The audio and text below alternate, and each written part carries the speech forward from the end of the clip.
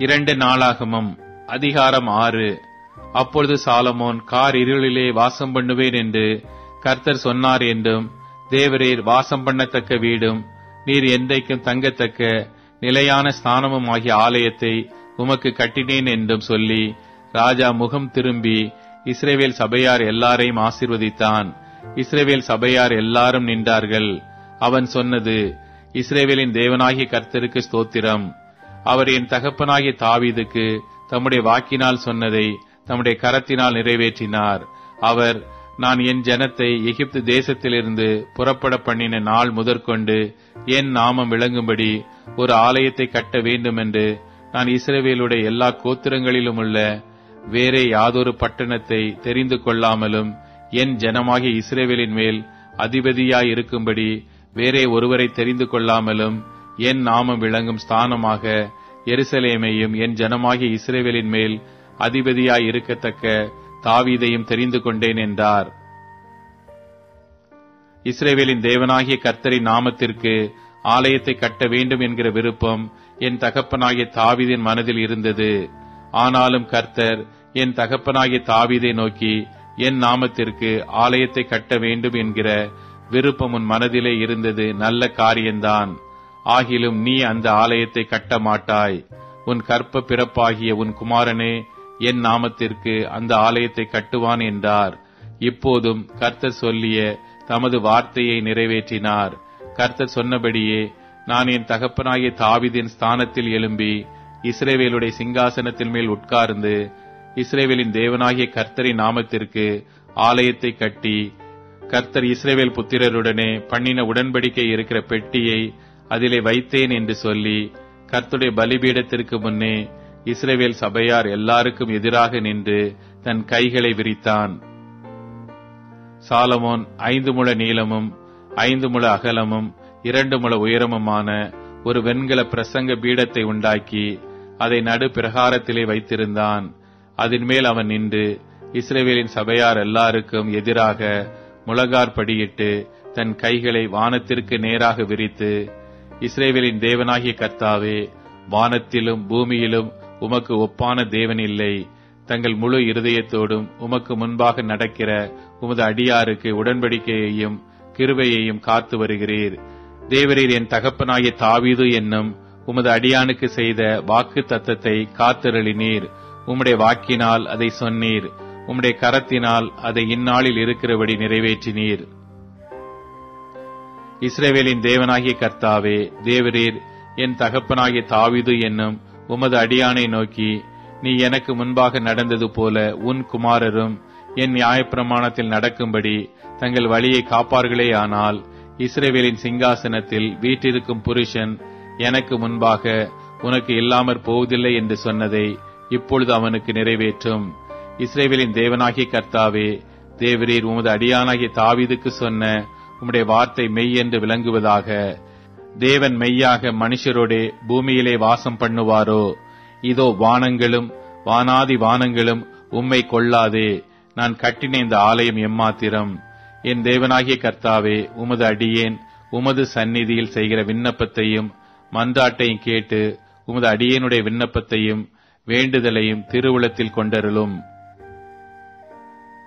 உமது அடியேன் இவ்விடத்திலே செய்யும் விண்ணப்பத்தை கேட்க என் நாமம் விளங்கும் என்று நீர் சொன்ன ஸ்தலமாகிய இந்த ஆலயத்தின் மேல் உம்முடைய கண்கள் இரவும் பகலும் திறந்திருப்பதாக.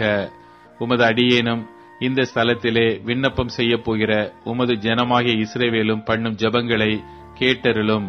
பரலோகமாகிய உம்முடைய வாசஸ்தலத்திலே நீர் அதை கேட்பீராக. கேட்டு மன்னிப்பீராக.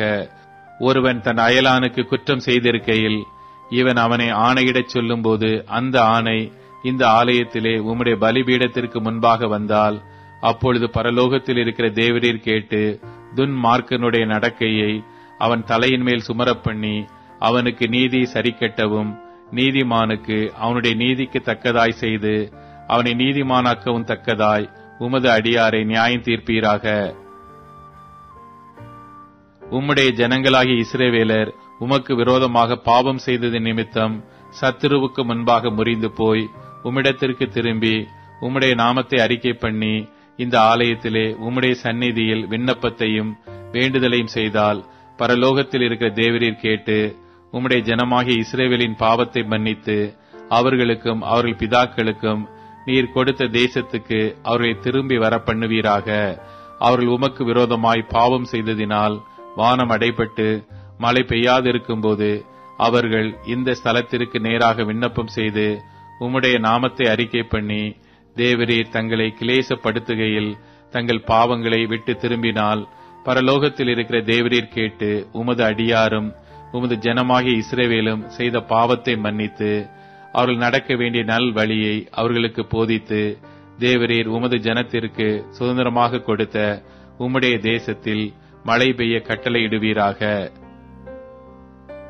தேசத்திலே பஞ்சம் உண்டாகிற போதும் கொள்ளை நோய் உண்டாகிற போதும் வறட்சி சாவி வெட்டுக்கிளி பச்சை கிளி உண்டாகிற போதும் அவருடைய சத்துருக்கள் அவர்கள் வாசம் செய்கிற தேசத்திலே அவர்களை முற்றுகை போடுகிற போதும் யாதொரு வாதையாகிலும் யாதொரு வியாதியாகிலும் வந்திருக்கிற போதும் எந்த மனுஷனானாலும் இஸ்ரவேலாகிய உம்முடைய ஜனத்தில் எவனானாலும் தன் தன் வாதையையும் வியாகுலத்தையும் உணர்ந்து இந்த ஆலயத்திற்கு நேராக தன் கைகளை விரித்து செய்யும் சகல விண்ணப்பத்தையும் சகல வேண்டுதலையும் உம்முடைய வாசஸ்தலமாகிய பரலோகத்தில் இருக்கிற தேவரீர் கேட்டு மன்னித்து தேவரீர் எங்கள் பிதாக்களுக்கு கொடுத்த தேசத்தில் அவர்கள் உயிரோடு இருக்கும் நாளெல்லாம் உமக்கு பயப்பட்டு உம்முடைய வழிகளில் நடக்கும்படி தேவரீர் ஒருவரே மனு புத்திரரின் இருதயத்தை அறிந்தவர் ஆனதால் நீர் அவனவன் இருதயத்தை அறிந்திருக்கிறபடியே அவனவனுடைய எல்லா வழிகளுக்கும் தக்கதாய் செய்து பலனளிப்பீராக.